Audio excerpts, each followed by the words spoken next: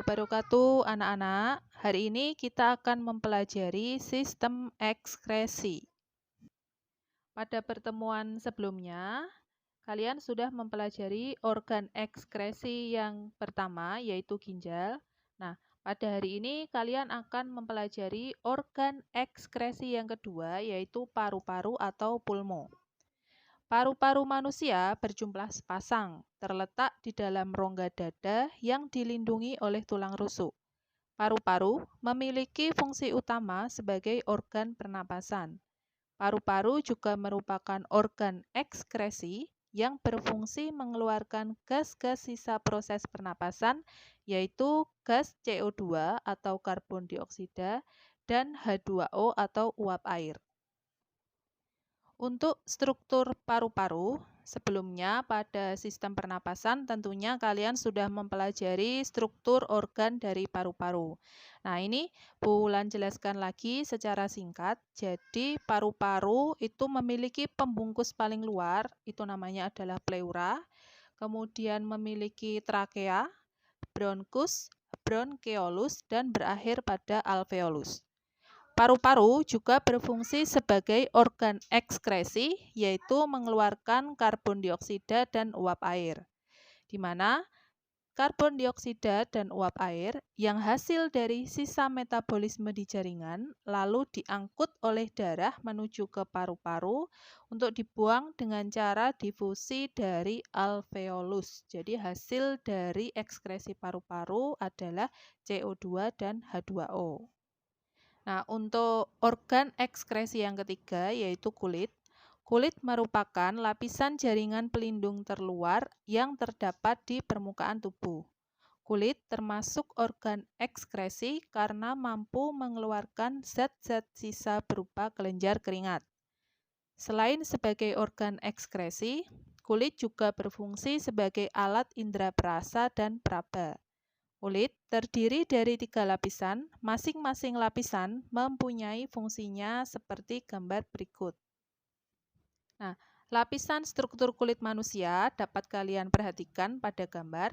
Lapisan pertama, epidermis, lapisan kedua, dermis, lapisan ketiga adalah hipodermis.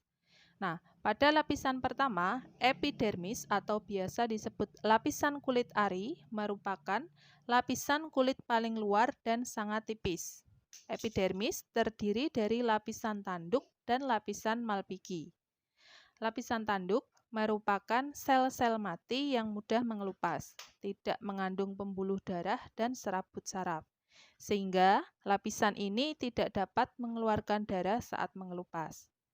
Lapisan yang kedua, lapisan malpighi, merupakan lapisan yang terdapat di bawah lapisan tanduk yang tersusun dari sel-sel hidup dan memiliki kemampuan untuk membelah diri. Lapisan malpighi terdapat pigmen yang dapat menentukan warna kulit atau disebut pigmen melanin dan melindungi sel dari kerusakan akibat sinar matahari. Untuk lapisan yang selanjutnya adalah lapisan dermis atau lapisan kulit jangat, merupakan lapisan kulit yang terletak di bawah lapisan epidermis. Lapisan dermis lebih tebal daripada lapisan epidermis. Lapisan dermis ini terdiri dari beberapa, coba diperhatikan di slide selanjutnya. Nah, di dalam jaringan lapisan dermis itu ada pembuluh kapiler yang berfungsi menyampaikan nutrisi pada akar rambut dan sel kulit. Kemudian kelenjar keringat yang berfungsi sebagai penghasil keringat. Nah, ini yang berhubungan dengan sistem ekskresi. Kemudian kelenjar minyak menghasilkan minyak agar kulit dan rambut tidak kering atau untuk melembabkan. Kemudian pembuluh darah mengedarkan darah ke seluruh sel atau jaringan. Ujung-ujung saraf meliputi ujung saraf perasa, peraba, rasa nyeri, rasa panas, dan rasa sentuhan. Yang terakhir kantong rambut, yaitu tempat akar, batang, dan kelenjar minyak rambut. Lapisan yang ketiga, hipodermis atau jaringan ikat bawah kulit.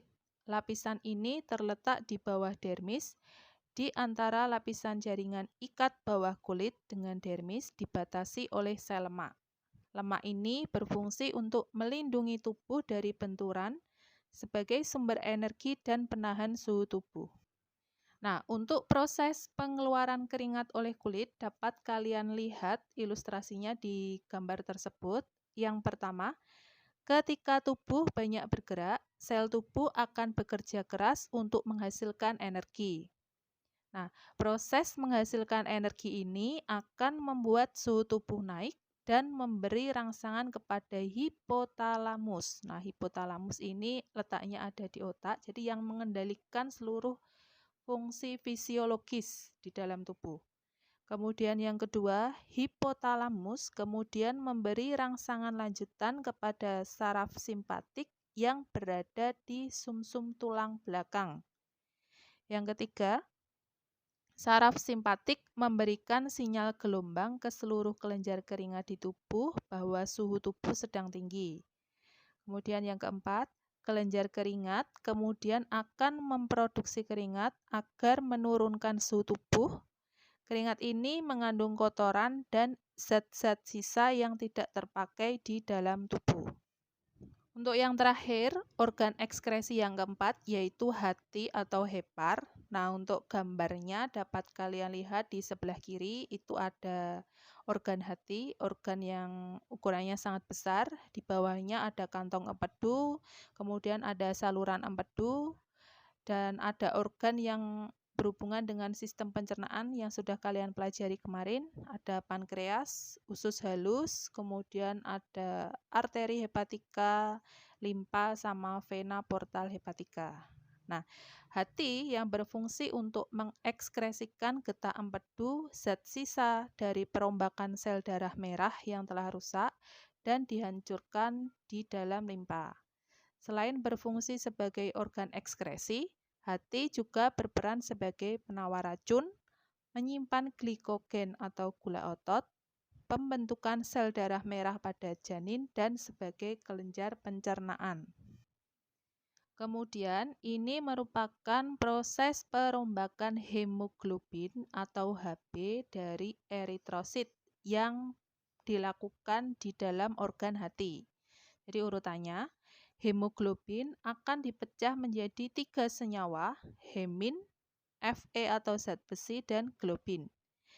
Hemin akan diubah menjadi bilirubin dan biliverdin, di mana bilirubin akan dioksidasi menjadi urobilin, itu merupakan zat warna kuning kecoklatan yang memberikan warna pada feses dan urin. Kemudian biliverdin itu merupakan zat warna empedu yang akan dikeluarkan melalui saluran empedu dan masuk ke dalam kantong empedu. Nah, ini memberikan warna biru kehijauan. Kemudian Fe itu disimpan kembali di dalam hati. Globin digunakan untuk pembentukan hemoglobin baru, jadi untuk membantu pembentukan eritrosit baru. Nah, demikian penjelasan mengenai organ ekskresi dari paru-paru, kulit, dan hati. Sekian, terima kasih. Semoga bermanfaat. Wassalamualaikum warahmatullahi wabarakatuh.